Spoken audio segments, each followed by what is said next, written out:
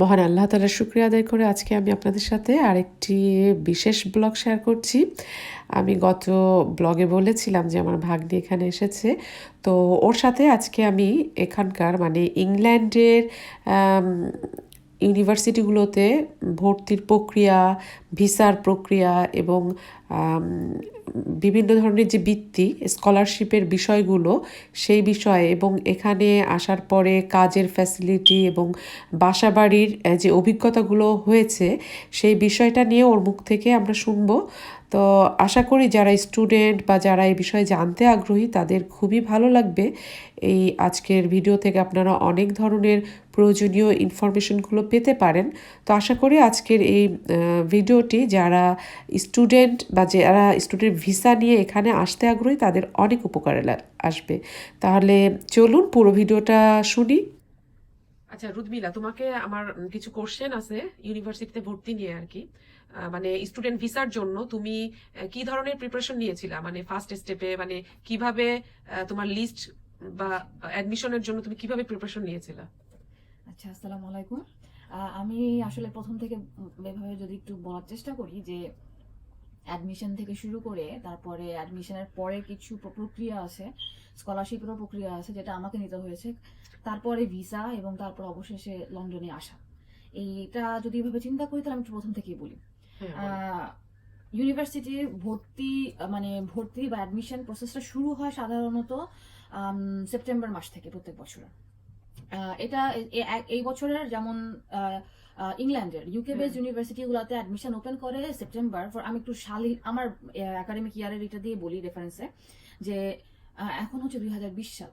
আমি 2019 সালের সেপ্টেম্বর মাসে যদি অ্যাপ্লাই করি 2020-এর সেপ্টেম্বরের সেমিস্টারে আমি জয়েন করতে পারবো। অলমোস্ট 1 বছর লাগে পুরো প্রক্রিয়াটা সম্পূর্ণ করতে। 1 বছর আগে তোমার অ্যাডমিশনের জন্য প্রসেস করতে হয়। আচ্ছা, এটা এমনকি নর্থ আমেরিকান ইউনিভার্সিটি গুলাতেও একইভাবে কাজ হয়। আচ্ছা, কিন্তু আরেকটা বিষয় আছে যে ইউনিভার্সিটি টু ইউনিভার্সিটি ভ্যারি করে ওরা অ্যাডমিশনটা কিভাবে কাজ করে। ইউকেতে দেখা যাচ্ছে যে ইউনিভার্সিটিতে যেরকম আমি যে কটা ইউনিভার্সিটিতে আমি অ্যাডমিশনের অফার পেয়েছি তার মধ্যে একটাতে অন রোল আর কি, মানে আগে আসলে আগে পাবেন ভিত্তিতে, মানে ওরা অ্যাপ্লিকেশন যেভাবে পায় সেভাবেই তারা শর্টলিস্ট করে বাছাই করে অফার লেটার ইস্যু করে দেয় যদি তারা মনে করে যে ক্যান্ডিডেট হচ্ছে গিয়ে এই পজিশন এই একাডেমিক ইয়ার বা ভর্তির জন্য যোগ্য এখানে। তো যেটা আমি করেছিলাম, আমি একটু দেরি করে ফেলেছিলাম। আমি পুরো চিন্তা ভাবনাটাই শুরু করি হচ্ছে কি নভেম্বর মাসে। আচ্ছা, এবং আমার আসল অ্যাডমিশনের কাজগুলো শুরু করি ডিসেম্বর মাসে। কিন্তু আমার অভিজ্ঞতা থেকে যেটা আমি বলবো সেটা হচ্ছে গিয়ে চিন্তাটা একটু আগে থেকে করা ভালো। কারণ হচ্ছে গিয়ে স্কলারশিপ বা বৃত্তির যে কিছু ডেডলাইন থাকে, অ্যাডমিশনের ডেডলাইনের মতো বৃত্তিরও কিছু ডেডলাইন থাকে। সেই স্কলারশিপের ডেডলাইনস গুলা নভেম্বর ডিসেম্বরের মধ্যে ক্লোজ হয়ে যায় এবং যেটা ওপেনিং হয় হচ্ছে কি অগাস্ট সেপ্টেম্বর মাসের দিকে। মানে যারা স্কলারশিপ নিয়ে আসতে চায় তাদের এই জিনিসটা খেয়াল রাখতে হবে যে কোন ইউনিভার্সিটি কোন টাইমে আর কি মানে স্কলারশিপ দেওয়া বন্ধ করবে বা তার আগেই যেন ওরা অ্যাপ্লাই করতে পারে, তাই না? এরকম। আর এছাড়াও সরকারি স্কলারশিপ আছে। আমি এখন যেহেতু ইউকে বেস ইউনিভার্সিটির কথাই বলছি, আমি এই এলাকার বা এই এরিয়ারই স্কলারশিপ বলি। ইউকে গভর্নমেন্টের হচ্ছে গিয়ে কিছু স্কলারশিপ আছে, যেমন কমনওয়েলথ স্কলারশিপ, শেভনিং স্কলারশিপ। সো এই কমনওয়েলথেরও বেশ কয়েকটা ভ্যারাইটি আছে। কমনওয়েলথ যেটা সরকারের বাংলাদেশ সরকার শর্টলিস্ট করে ক্যান্ডিডেটদেরকে। আবার আরেকটা ভ্যারাইটি আছে যেটা আমি অ্যাপ্লাই করেছিলাম, সেটা হচ্ছে কমনওয়েলথ শেয়ার স্কলারশিপ। সো ওদের ওয়েবসাইটে গেলে স্কলারশিপের অনেকগুলো ক্রাইটেরিয়া পাওয়া যাবে। তার মধ্যে কিছু কিছুগুলোতে বাংলাদেশ হচ্ছে গিয়ে এলিজিবল অ্যাপ্লাই করার জন্য কিছু নির্দিষ্ট ডিগ্রিতে। আচ্ছা, তো এই বৃত্তিগুলোরই দেখা যাচ্ছে ডেডলাইন আগে চলে যায়।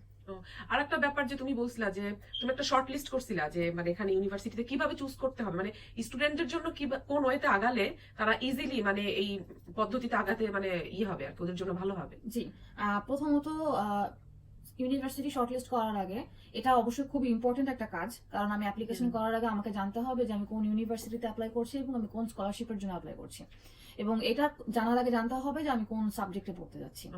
তো এটা যদি অনেকেই জেনে থাকে, যেমন অনেকেই অনার্স মাস্টার্স বাংলাদেশ থেকে যারা মানে আন্ডার গ্রাজুয়েট করে থাকেন, তারা যদি জেনে থাকেন যে আমি এই সাবজেক্টে করতে যাচ্ছি, আমি ডিটারমাইন্ড, তাহলে তারা ওভাবেই ইউনিভার্সিটি সার্চ করবে।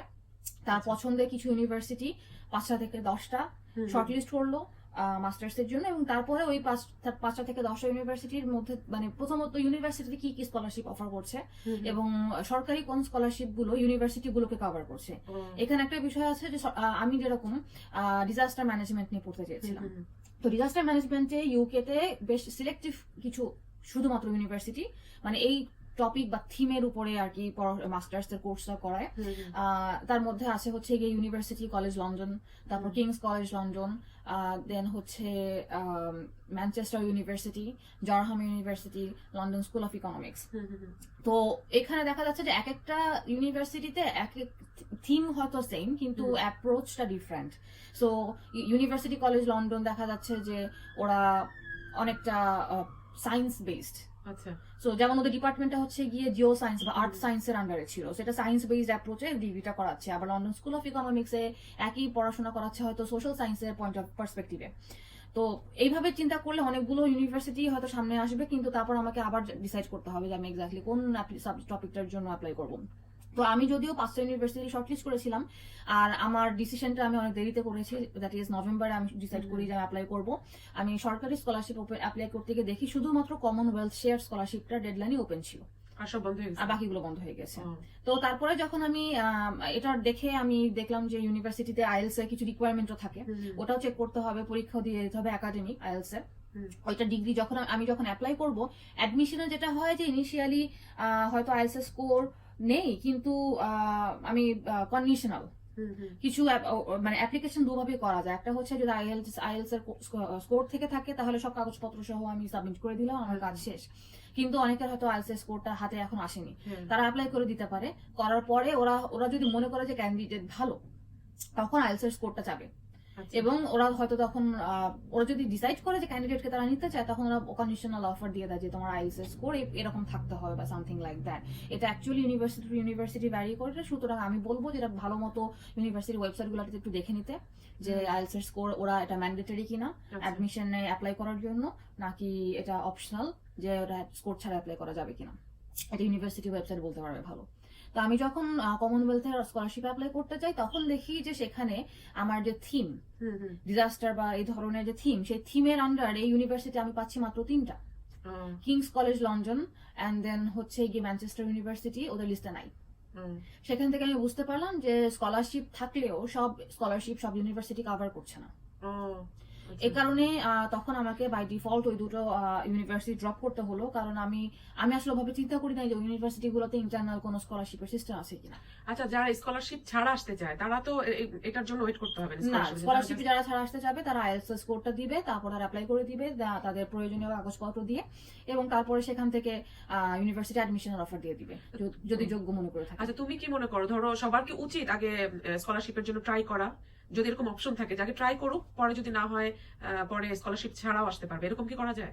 অ্যাকচুয়ালি আমি মনে করি বিষয়টা হচ্ছে যে স্কলারশিপ যাদের প্রয়োজন তাদের একটা প্রথম থেকেই এটা ডিসিশনে চলে আসে যে স্কলারশিপের আসলে প্রয়োজন কিনা। যার অনেকে আছে যে পারিবারিক ভাবে হয়তো এটা আর্থিক সচ্ছলতা আছে বা পরিবার এটাকে সাপোর্ট করতে পারবে এই পড়াশোনার খরচটা। কারণ আমি একটা মাস্টার্স ডিগ্রিতে ইউকের মতো দেশে মাস্টার্স ডিগ্রি খরচ হচ্ছে কি 20,000 পাউন্ডের উপরে 1 বছরের জন্য। এটা হচ্ছে শুধু ফিস, টিউশন ফিস, থাকা খাওয়ার খরচ তো আলাদা।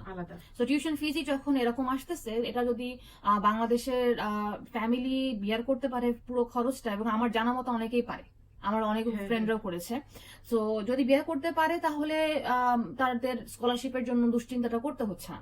কিন্তু যদি স্কলারশিপের অনেকটা ক্রাইটেরিয়া থাকে হচ্ছে কি একাডেমিক এক্সেলেন্স, লাইক এর আগে একাডেমিক্যালি সে ভালো স্টুডেন্ট ছিল কিনা, অথবা তার জব এক্সপিরিয়েন্স বা পার্সোনাল এক্সপিরিয়েন্স অনেক রিচ কিনা, অনেকগুলো ক্রাইটেরিয়া চেক করে স্কলারশিপ কমিটি। সেখান থেকে হচ্ছে বুঝতে পারবো যে স্কলারশিপের প্রয়োজনীয়তাটা আছে কিনা।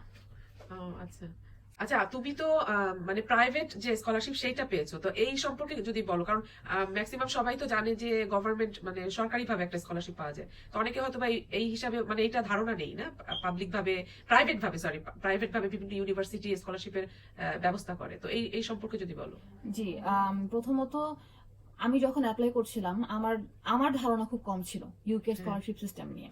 আমার শুধুমাত্র ধারণা ছিল যে সরকারি স্কলারশিপেই বাংলাদেশ থেকে হয়তো আমার মতো ছাত্র বা ছাত্রী আসতে পারে, এবং ইউকে এর ফান্ডিংটা খুব কম, আচ্ছা আমার মানে আমার অন্যান্য যে বান্ধবী বা কলিগস যারা আছেন তারা সবাই আমাকে সাজেশন দিয়েছেন ইউকে থেকে ফান্ডিং খুব কম হয়, সুতরাং ইউকেতে অ্যাপ্লাই না করতে। আচ্ছা তো ওই চিন্তা করে আর কি প্রথম দিকে একটু ডিসকারেজ হলেও আমি যেহেতু সরকারি স্কলারশিপ একটা অপশন ছিল আমি অ্যাপ্লাই করেছি। আচ্ছা করার পরে আমি অ্যাডমিশনের জন্য যখন অ্যাপ্লাই করলাম, হ্যাঁ অ্যাপ্লাই করতে গিয়ে দেখা যাচ্ছে যে আমি অ্যাপ্লাই করতে পেরেছি ইভেন্চুয়ালি 3টে ইউনিভার্সিটিতে। একটা হচ্ছে university college London, London school of economics, আর একটা হচ্ছে UCL ডারহাম ইউনিভার্সিটি, আচ্ছা হ্যাঁ ইউসিএল হচ্ছে ইউনিভার্সিটি কলেজ লন্ডন। তো 3টে ইউনিভার্সিটিতে অ্যাপ্লাই করার সময় পরে ওখান থেকে ইউনিভার্সিটি থেকেই আমাকে ডারহাম থেকে এবং এলএসসি থেকে আমাকে আলাদা করে সাজেস্ট করেছে।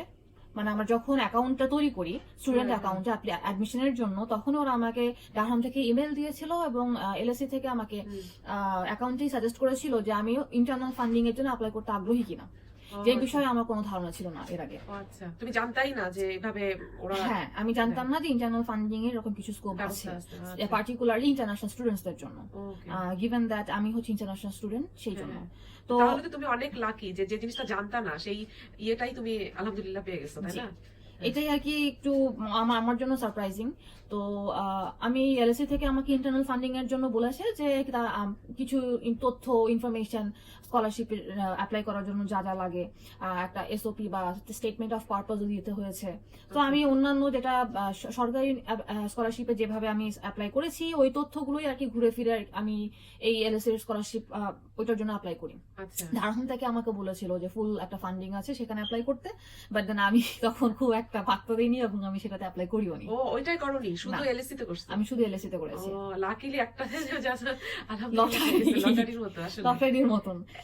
এখন আরেকটা বিষয় বলি যে আচ্ছা এটা কমপ্লিট নাকি, যে যাই হোক আলহামদুলিল্লাহ এটা করার পরে তোমাকেই ওরা অ্যাকসেপ্ট করছে? এটার পরে যেটা হয়েছে যে আমার মোটামুটি ধারণা ছিল যে যদি আমার স্কলারশিপ হয়ে থাকে তাহলে সেটা হবে কমনওয়েলথের, মানে সরকারি সরকারি স্কলারশিপ। যেটা। কারণ আমাকে অ্যাগেইন ওই যে সবার কাছ থেকে যেটা শুনেছি যে পার্সোনাল ফান্ডিং এ হ্যাঁ। খুবই রেয়ারলি স্টুডেন্ট আসে। হ্যাঁ। তো আমি প্রথম জানুয়ারি থেকে মার্চ মাসের মধ্যেই 3টা ইউনিভার্সিটি থেকে আলহামদুলিল্লাহ অ্যাডমিশন অফার পেয়ে গিয়েছি। ও ওটা আমার জন্য খুব সারপ্রাইজিং ছিল যে 3টা ইউনিভার্সিটির মানে একটা থেকেও আমাকে রিজেকশন ফেস করতে হয়নি। স্কলারশিপ দিক না দিক ওরা ওরা admission এর সবার জন্য আগে করছে। অ্যাডমিশনের অফারটা দিল হ্যাঁ। ইউনিভার্সিটি থেকে। অ্যাডমিশনের অফারটা দেওয়ার পরে আমাদেরকে কিছু সময় দেওয়া হয় যে এটা একসেপ্ট করতে বলার জন্য যে আমাকে এতদিনের মধ্যে একসেপ্ট করতে হবে। তো আমি যেহেতু আমার ফার্স্ট প্রায়োরিটি ছিল ইউসিএল, আমি একসেপ্ট করে ফেলেছিলাম সেটাকে এবং আমি বাকি দুটোকে রিজেক্ট করিনি, কিন্তু আমি অপেক্ষা করছিলাম যে আমি স্কলারশিপের আপডেট পাবো কিনা। আমাকে ইউনিভার্সিটি থেকে বলা হয়েছিল যে স্কলারশিপের আপডেটটা মে মাসের দিকে জানানো হবে। ও আমার সেমিস্টার শুরু হচ্ছে সেপ্টেম্বর মাস থেকে। আচ্ছা। তো মে মাস পর্যন্ত আমি অপেক্ষা করি, এই মাঝখানে আমার সাথে কোনো যোগাযোগ করা হয়নি। মে মাসের পর থেকেও দেখি যে ওরা কোনো আপডেট দিচ্ছিল না। পরে আমি যোগাযোগ করে জানতে পারি যে কোভিড-19 এর কারণে ওদের সমস্ত প্রক্রিয়াটা অনেক স্লো হয়ে গিয়েছে এবং পিছিয়ে গিয়েছে। ও, তো ওরা একটা জুন থেকে জুলাইয়ের মধ্যে জানানোর চেষ্টা করবে। ও, ইভেনচুয়ালি যেটা হয়েছে জুন থেকে জুলাইয়ের মধ্যে আমি কিছু জানতে পারিনি। তবে জুলাইয়ের 31 তারিখে আমাকে এলএসসি থেকে ইমেল দেয় যে আমার একটা ফান্ডিং এর অফার আমি আসছে। পেয়েছি। ও, আমাকে চিঠি সহ দেয় ওরা, সেখানে আমাকে বলে যে এলএসসি তে, এটাও আমি একটু বলে রাখতে চাই, একটা স্কলারশিপ আছে যেটা ডেডিকেটেড শুধুমাত্র বাংলাদেশি স্টুডেন্টদের জন্য। ও, এটা তো অনেক বড় একটা খবর বাংলাদেশি স্টুডেন্টের জন্য, জি, তাই না? সো এলএসসির স্কলারশিপের নাম হচ্ছে গিয়ে রেজাউর রহমান স্কলারশিপ। রেজাউর রহমান, আচ্ছা। রেজাউর রহমান স্কলারশিপ, আমি আশা করছি যে ভুল বলিনি নামটা। আচ্ছা। তো রেজাউর রহমান স্কলারশিপটি হচ্ছে কি ওখানে এলএসসি তে যখন আমি দেখবো মানে আমি প্রথমত যে স্কলারশিপের জন্য অ্যাপ্লাই করি তখন একটা central scholarship system, funding system. ওরা যেটা করে যে ওরা আমার সাথে কোন কোন ফান্ডিংটা অ্যালাইন করে বা আমার যাবে। প্রোফাইলের সাথে যায়, ওরা সেইভাবে ম্যাচ করে আমাকে ফান্ডিং এর মানে অ্যাসাইন করে দেয়। আচ্ছা, তো রেজাউর রহমান স্কলারশিপের জন্য আমাকে আলাদা করে অ্যাপ্লাই করতে হয়নি, ওরাই ওটা ব্যবস্থা করে দিয়েছে। ওরাই ওটা ব্যবস্থা করে দিয়েছে। কিন্তু আমি জানতাম যে রেজাউর রহমান স্কলারশিপ বলে কিছু একটা আছে ওদের ওয়েবসাইটে। আমি যখন স্কলারশিপের জন্য একটু ঘাটাঘাটি করি তখন আমি দেখেছি রেজাউর রহমান স্কলারশিপ বলে একটা অপশন আছে। ওকে টিউশন ফিসটা দেয় নাকি তোমার লিভিং কস্টটা দেয়? তো বেসিক্যালি রেজাউর রহমান স্কলারশিপ হচ্ছে গিয়ে প্রত্যেক বছর শুধুমাত্র একজন বাংলাদেশি স্টুডেন্টকে দেওয়া হয়ে থাকে আচ্ছা, এবং অ্যামাউন্টটা অ্যাকচুয়ালি কমপ্লিট না। তাই না? হ্যাঁ। আচ্ছা, আচ্ছা, আমি যেটা বলছিলাম যে এলএসএর স্কলারশিপের বিষয়টা, ওদের বাংলাদেশি স্টুডেন্টদের জন্য ডেডিকেটেড রেজাউর রহমান স্কলারশিপ আছে। অ্যামাউন্টটা হয়তো ফুল টিউশন ফিস কভার করবে না, সো এটা টোটালি ডিপেন্ড করছে এলএসির উপরে যে ফান্ডিংটা মানে পার্শিয়াল করবে নাকি ফুল করবে। এলএসি যেটা করেছে যে আমাকে রেজাউর রহমান স্কলারশিপের সহ মাস্টার্স ফান্ডিং থেকে কিছু অ্যামাউন্ট কম্বাইন করে দিয়েছে। অ্যাজ আ রেজাল্ট আমি দুটো ফান্ডিং এর আচ্ছা। কম্বিনেশন আমার ফুল টিউশন ফিস ওয়েভ হয়েছে, প্লাস আমার হচ্ছে কি একটা স্মল স্টিপেন্ড পেয়েছি যেটা আমার অ্যাকোমোডেশন বা লিভিং কস্টটা কভার করার জন্য Okay, লন্ডনে ফর নেক্সট টার্ম কিছুদিন আর কি ডিউরেশন। যাবে আর কি। এখানে আমার স্টুডেন্ট হিসেবে আমি যতদিন থাকার কথা সেই সময় সেটাকে কভার করার জন্য। ওকে, এর সাথে সাথে তুমি তো জব মানে ইয়ে করার পারমিশনটাও পাবা মানে। আচ্ছা, সেটার জন্য স্টুডেন্টের ভিসা যে প্রক্রিয়াটা, হ্যাঁ। সো টায়ার 4 ভিসা বলে এটাকে। হ্যাঁ। ভিসাতে আমাদের প্রথম থেকেই আর কি ভিসার যখন অ্যাপ্রুভালটা আসে সেখানেই লিখে দেওয়া থাকে যে আমি পার উইক 20 আওয়ার্স অ্যাট ও। ম্যাক্স, বড় জোর 20 ঘন্টা আমি কাজ করতে পারবো, এবং টাকা কোন সেই কাজের যে বেতনটা আসবে হ্যাঁ। সেটা যেন সরকারি কোনো ফান্ড থেকে না আসে। আচ্ছা আচ্ছা, যেহেতু তুমি একটা ফান্ড পাচ্ছ। না, বিষয়টা হচ্ছে আমি ইন্টারন্যাশনাল স্টুডেন্ট, আমি ইউকে সিটিজেন না, হ্যাঁ হ্যাঁ। সুতরাং আমি ইউকে বেসড কোনো সরকারি জায়গা থেকে যেন টাকা ইনকাম না করি, ও, আচ্ছা, হুইচ ইজ আমি অফিসিয়ালি যেন কোনো বেতন না পাই। ও, আমি আচ্ছা। হয়তো প্রাইভেট অর্গানাইজেশন থেকে প্রাইভেটলি জব করে আমি একটা অ্যামাউন্ট পার্ট টাইম হিসাবে ইনকাম করতে পারবো, সেই পারমিশনটা আছে, ও। কিন্তু সরকারি ভাবে কোনো টাকা যাতে বা সরকারি টাকা যাতে আমার অ্যাকাউন্টে না আসে। ও আচ্ছা আচ্ছা। আর একটা বিষয় যে আমাদের বাংলাদেশে যারা স্টুডেন্ট ভিসার জন্য বিভিন্ন ইউনিভার্সিটি অ্যাপ্লাই করতে যায়, ওরা দেখা যায় অনেক সময় এজেন্সির উপর নির্ভর হয়ে পড়ে, যে এজেন্সিতে যায় যে ওরা অ্যাপ্লাই করে দেয়। তো এরকম কি কোনো ইয়ে আছে নাকি যে স্টুডেন্টরা তো ইচ্ছা করলে নিজেরাই চেষ্টা করলে পারে, তাই না, এই অ্যাপ্লিকেশন গুলো করতে? জি, আমার পুরো কাজটা আমি নিজেই করেছি, ও, আমি কোনো এজেন্সিতে যাইনি। যখন আমার ইউনিভার্সিটি থেকে স্কলারশিপের অফারটা দিয়েছে তখন আমি আমার অ্যাডমিশনের অফারটা অনেক দেরি করে আমি অ্যাকসেপ্ট করেছি। অ্যাকসেপ্ট করার পরে ইউনিভার্সিটি থেকে একটা CAS ক্যাশ নাম্বার পাঠায়। হ্যাঁ। নাম্বারটাই হচ্ছে গিয়ে আমার ভিসা অ্যাপ্লিকেশনের জন্য বেসিক একটা মানে মেইন ক্রাইটেরিয়া। এই নাম্বারের রেফারেন্সেই আমি অ্যাপ্লিকেশনটা করতে পারবো। তো ভিসা যখন আমি একটু লেংদি প্রসেস ভিসা অ্যাপ্লিকেশনটা, তো আমি নিজেই অনলাইনে বসে করেছি। ওদের ওখানে গাইডেন্স দেওয়া ছিল যে কোন জায়গায় কিভাবে ফিল আপ করতে হবে, স্যাম্পল ফরম্যাট মানে ফিল্ড আউট ফর্ম দেওয়া ছিল স্যাম্পল হিসাবে বোঝার জন্য যে আমি কোথায় উত্তরটা কিভাবে লিখবো। মানে কোনো ঘাবড়ানোর কিছু নেই, নরমাল জিনিস, ইচ্ছা হ্যাঁ। করলেই স্টুডেন্ট নিজেরাই নিজেদের জন্য করতে পারে, তাই জি না? জি, যে এজেন্সিতে দৌড়াদৌড়ির কোনো দরকার হয় না। না এজেন্সিতে এখানে যাওয়ার কোনো প্রয়োজন নেই। বা অনেকে তো ডিমান্ড করে যে এত টাকা দিলে আমরা ইয়ে করে দেবো মানে। বিষয়টা হয় কি যে অনেক স্টুডেন্ট হয় তাদের সময় থাকে না, আচ্ছা। তারা যদি অনেক ব্যস্ত থেকে থাকে এবং এই প্রক্রিয়াটার মধ্যে দিয়ে যেতে একটু, যেহেতু বললাম একটু কমপ্লিকেটেড প্রসেস, একটু সময় দিয়ে দেখতে হয় এটাকে, যদি সেই সময়টা না ইনভেস্ট করতে পারে তখন এজেন্সির কাছে যায় যদি কাজটা করে দেয় ইজিলি, ও, কারণ ওর এজেন্সির কাজ হচ্ছে রেগুলারলি কাজগুলি করে দেওয়া। আর আরেক দল মানুষ যায় যারা বুঝতে পারে না, বুঝছি। যারা অ্যাকচুয়াল যে টার্মস এন্ড কন্ডিশনস রিকোয়ারমেন্টস গুলো বুঝতে পারে না, যদিও ওখানে পরিষ্কার ভাবে দিয়ে দেওয়া আছে, আচ্ছা। বুঝতে পারে না, তারা হচ্ছে এজেন্সির কাছে যায়। এখন আমি বলবো যদি আপনি নিজে থেকে ভালো মতো বুঝতে পারেন যে আপনার তাহলে- ভিসা প্রক্রিয়া কি কি কাগজ অ্যাপ্লাই করতে হবে, তাহলে আমি রেকমেন্ড করবো যে আপনি নিজে একবার চেষ্টা করে দেখেন। ওকে। হলো? হ্যাঁ। আচ্ছা, এই যে আমাদের ছোট্ট কি জানো আমি তো কিকো? বলে গেছি কিকো। আচ্ছা, তুমি তো এই কয়দিন বেশ বাসা টাসা খুঁজছো, তাই না? যেখানে স্টুডেন্টদের জন্য কি ধরনের বাসা বা কেমন এর প্রাইস, মানে লিভিং কস্টটা কেমন হতে পারে, যে একজন স্টুডেন্ট যে আসবে তার কেমন প্রিপারেশন থাকা উচিত যে লিভিং কস্টের জন্য। তো কেমন রুমে, কেমন ধরনের রুমে কেমন ভাড়া, সেটা তো তুমি এজেন্সিতে ঘুরে বা ইয়ে করে দেখছো, তো এই জি। ব্যাপারে একটু বলো। আচ্ছা, স্টুডেন্ট অ্যাকোমোডেশনের বিষয়টা আমি বাংলাদেশে থাকাকালীনই খোঁজাটা শুরু করি, এবং সবার প্রথমে আমার ফার্স্ট প্রায়োরিটি ছিল হচ্ছে ইউনিভার্সিটি ডর্ম বা হল। ওখানে আমি অ্যাপ্লাই করেছি এবং আমি রুমও পেয়েছিলাম, কিন্তু মানে আমার যে রুম রেন্ট হুম। মাসে প্রায় 700 থেকে 750 পাউন্ড চলে যেত একটা খুবই ছোট একটা কেবিনের মতো রুমের জন্য। ও, যদিও মানে অনসুইট ছিল, মানে অ্যাটাচ বাথরুম ছিল হ্যাঁ। ওটার সাথে, বাট পুরো সিস্টেমটাই হচ্ছে এত ছোট যে এবং ওটা একটু মানে স্ট্রিট লেভেল থেকে নিচে, আচ্ছা, which is almost basement। হ্যাঁ, বেসমেন্ট লেভেলে চলে যায়। সো ওটার জন্য আমার মনে হলো যে আমি যদি একটু বড় রুম বা একটু আলো বাতাস রুমে থাকতে চাই, তাহলে আমার ভাড়া উঠে যাচ্ছে হচ্ছে গিয়ে 1000 পাউন্ডের উপরে মাসে, যদি ইউনিভার্সিটির ওইখানে ওই ইউনিভার্সিটির পাশে- যদি হল নিতে চাই। হ্যাঁ, হ্যাঁ। সো তখন আমার মনে হলো যে ইউনিভার্সিটি হলে প্রিভিলেজ থাকলেও আমার ভাড়া অনেক বেশি, এবং এটা একটা হয়তো এই দেশের একটা বিজনেস স্ট্র্যাটেজি, কারণ এত ইন্টারন্যাশনাল স্টুডেন্টস তারা পড়তে আসছে সেলফ ফান্ডিং এ, এখানে তাদের একটা ভালো ইনকাম হয়। তো তখন আমি সেই হলটাকে আমি ছেড়ে দিয়ে আমি কিছু অনলাইন বাংলাদেশে বসে এই সাইট আছে বা অ্যাপ আছে বাসা খোঁজার জন্য, সেগুলো দেখা শুরু করি। উদাহরণ হচ্ছে গিয়ে স্পেয়ার রুম, তারপর জুপলা, এরকম আর বেশ কিছু রুম ফাইন্ডার, বেশ কিছু হুম। প্ল্যাটফর্ম আছে অনলাইনে যেখানে রুমের অ্যাডভার্টাইজমেন্ট করা হয়। একটা জিনিস বলে রাখি যে এখানে এই দেশে একটা রুম, সিঙ্গেল ইউজ মানে ডাবল রুম আর সিঙ্গেল রুম যাই হোক না কেন, একটা রুমের ভাড়া রেঞ্জ করতে পারে 400 পাউন্ড থেকে 1000 পাউন্ড। 400 সর্বনিম্ন, 400 সেটা হচ্ছে একদম সর্বনিম্ন। ছোট্ট, মানে ছোট একটা বাংলাদেশের নর্মাল বাথরুমের চেয়ে একটু বড় একটা room, যেটা সত্যি কথা, তাই না? হ্যাঁ, সো আমাদের বাংলাদেশে যে বারান্দাটা থাকে একটু বড়, যদি বা মোটামুটি একটা বারান্দা, সেই বারান্দার সাইজের একটা রুম হবে, সেই রুমটারই ভাড়া হবে হয়তো 400 থেকে 500 টাকা। হুম। তাও আবার এলাকা ভেদে দামটা বেড়ে যায়। আমি যদি জোন 1 বা সেন্ট্রাল লন্ডন, আমার ইউনিভার্সিটি হচ্ছে একেবারে হার্ট অফ দ্য লন্ডন বা সেন্ট্রাল লন্ডনে, ওই এলাকার আশেপাশে 2 কিলোমিটার বা 2-3 মাইলের মধ্যে খুঁজতে যাই, ওই ছোট একটা চিপা রুমের ভাড়া 500 টাকা নিচে নাই, 500 থেকে 550 টাকা। আর আমি যদি ডাবল রুম খুঁজতে যাই, ডাবল রুম মানে হচ্ছে কি সিঙ্গেল রুমের ডাবল সাইজ, অত বড় রুম না, সেই ক্ষেত্রে দেখা যাচ্ছে ভাড়া 650 600 থেকে শুরু হয়, হ্যাঁ। এবং তারপর উপরে কোনো লিমিট নেই, নিচের লিমিট হচ্ছে 600। তো এভাবে দেখতে গিয়ে বুঝলাম যে এখানে আস্ত বাসা ভাড়া নেওয়ার মতো আসলে এটা মানে ফিজিবল কল্পনা না করা যায় না, হ্যাঁ। আমাদের বাংলাদেশিদের জন্য, যাদের ফিনান্সিয়ালের ফান্ডিং এর সমস্যা আছে, তাদের পুরো বাসাটা অ্যাফোর্ড করা পসিবল হয় না। আর যেহেতু আমি একা থাকবো, পুরো বাসাটা নেওয়াও মানে সম্ভব না। না, জাস্টিফাইড না। এরকমও করতে পারে কয়েকজন ফ্রেন্ডরা মিলে হয়তো বা ধরো বড় একটা বাসা নিয়ে তারপর ওরা শেয়ার করতে পারে, যেমন 4-5 জন মিলে। জি, এভাবে অ্যাকচুয়ালি করছে, অনেকেই করছে। যেমন লন্ডনে যাদের ফ্রেন্ড আছে তাদের সাথে মিলে ওরা অনেকে বাসা নিচ্ছে। আমি জানি আমার আর এক ফ্রেন্ড আছে ইউনিভার্সিটির, যে কিনা তার দেশের বা তার আচ্ছা। শহরের অন্য স্টুডেন্ট ফ্রেন্ড, যে কিনা এখন লন্ডনে পড়াশোনা করছে, তার সাথে কমিউনিকেট করে তারা একটা বাসা ভাড়া নিয়েছে। ও, এভাবে ধরো 3-4টা রুম থাকে, 3-4টা রুম 3-4 জন ভাগাভাগি করে নিয়ে নেয়, তাতে একটু টাকা কম পড়ে। সিস্টেমটা বলিনি আমি, সেটা হচ্ছে যে অ্যাপার্টমেন্ট যেহেতু আমরা পুরো নিতে পারছি না, আমরা রুম ভাড়া দেওয়া হয়। তো রুম ভাড়াতে যেটা হয় যে বিভিন্ন ব্যাকগ্রাউন্ডের বা প্রফেশনের, এইজ হয়তো সবই স্টুডেন্ট থেকে ইয়াং প্রফেশনাল, এই রেঞ্জের মানুষজনই আর কি এখানে একটা রুম করে ভাড়া নেয়, বেডরুম পুরো বাসাতে।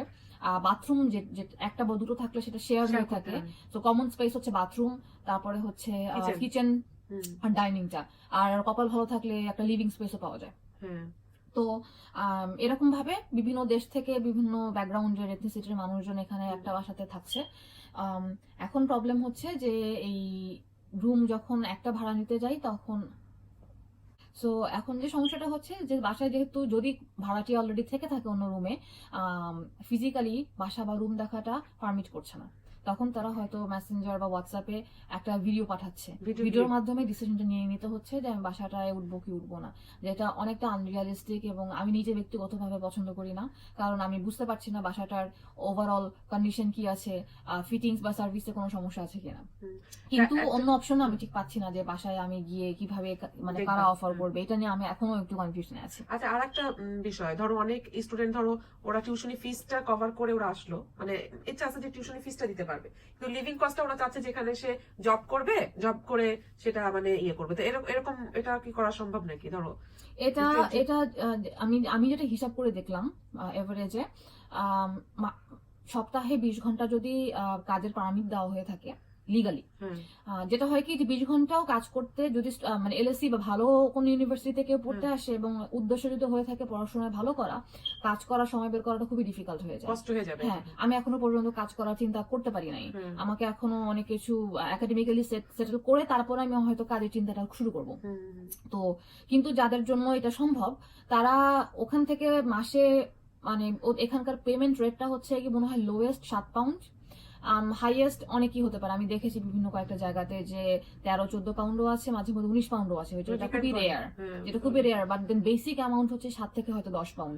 ওভাবে যদি চিন্তা করি মাসে হচ্ছে গিয়ে 450 পাউন্ডের মতো আসে, তাহলে তো লিভিং কস্ট ওঠে না। মাসে 450 পাউন্ডের মতো আসে যদি বেয়ার মিনিমামটা দেখি। 450 পাউন্ড দিয়ে দেখলে লিভিং কস্ট উঠবে, যদি আমি হচ্ছে খুবই সেরকম ছোট রুম এবং একটু শহর থেকে দূরে, কষ্ট করতে হবে, বেশ স্ট্রাগল করতে হবে সেটার জন্য। তো ওইভাবে যদি চিন্তা করতে হয়। আর এছাড়া লন্ডনে অ্যাকচুয়ালি ভিসা অ্যাপ্লিকেশন করার জন্য মানে আসার জন্য আমাকে কিন্তু দেখাতে হয়। আমি যদি সেলফ ফান্ডিং এ যখন আসি, ভিসাতে আমাকে ওদেরই গাইডলাইনে লেখা আছে যে লন্ডন শহরে একজন স্টুডেন্টকে 1 মাস থাকার জন্য প্রায় 1250 পাউন্ডের মতো ব্যাংকে টাকা আছে দেখাতে হবে মান্থলি। তো ওরা হিসাব চায় 9 মাসেরই অ্যামাউন্ট। তো 1250 গুণ 9 করলে টোটাল প্রায় 11,500 পাউন্ডের মতন একটা অ্যামাউন্ট আমাকে ব্যাংকে দেখাতে হবে, যেটার ভিত্তিতে ওরা আমাকে ভিসাটা দিবে। ওটা মনে 4 উইকস এর মতো জমা রাখতে হয় না? হ্যাঁ, তো ওটা যখন আমি আমার ব্যাংক স্টেটমেন্টটা উঠাবো, সেখানে উঠানোর পরের থেকে ভিসা আমি আনার না না মানে তারপরে আমাকে ওই ওই মানে অ্যামাউন্টটা 4 উইকস এর জন্য অ্যাটলিস্ট হুম। ব্যাংকে থাকতে হবে। আচ্ছা আমার মনে হয় স্টেটমেন্ট উঠানোর আগে 4 উইকস থাকতে হবে আচ্ছা। আমার জানা মতে। হ্যাঁ, হ্যাঁ। সো 4 উইকস থাকবে অ্যামাউন্ট আমার ব্যাংকে, তারপর আমি স্টেটমেন্টটা উঠাবো, ও, তারপর আমি ভিসার জন্য অ্যাপ্লাই করব। দেন ভিসার যতদিন না হাতে পাচ্ছি আমি রিকমেন্ড করবো যে টাকাটা ব্যাংক থেকে না উঠাতে, okay, ইন কেস তারা ব্যাকগ্রাউন্ড চেক করে। আচ্ছা আচ্ছা। সো তার মানে so- এই অ্যামাউন্টটা জমা দিয়ে তারপর হচ্ছে ভিসা নিতে হবে। জি, সো ওরা মানে ব্রিটিশ গভর্নমেন্টের অলরেডি একটা পলিসি আছে যে একজন ইন্টারন্যাশনাল স্টুডেন্টের এই পরিমাণ টাকা খরচ হতে পারে লন্ডন শহরে থাকার জন্য মাসে। সুতরাং 450 টাকা বা পাউন্ডে পার্ট টাইম জব করে এটা খুবই ডিফিকাল্ট হয়ে ডিফিকাল্ট যাবে হয়ে যাবে, হ্যাঁ। Without funding. যারা হ্যাঁ অরিজিনাল পড়তে আসে তাদের আসলে লিভিং কস্টটারও কিছু একটা ম্যানেজ করে তারপর আসা উচিত। জি। তো রুদমিলা অনেক অনেক ধন্যবাদ, সবকিছুই তো মনে হয় কভার করছি না যতটুকু বলার ইচ্ছা ছিল। হ্যাঁ, হ্যাঁ, তো এই আর কি।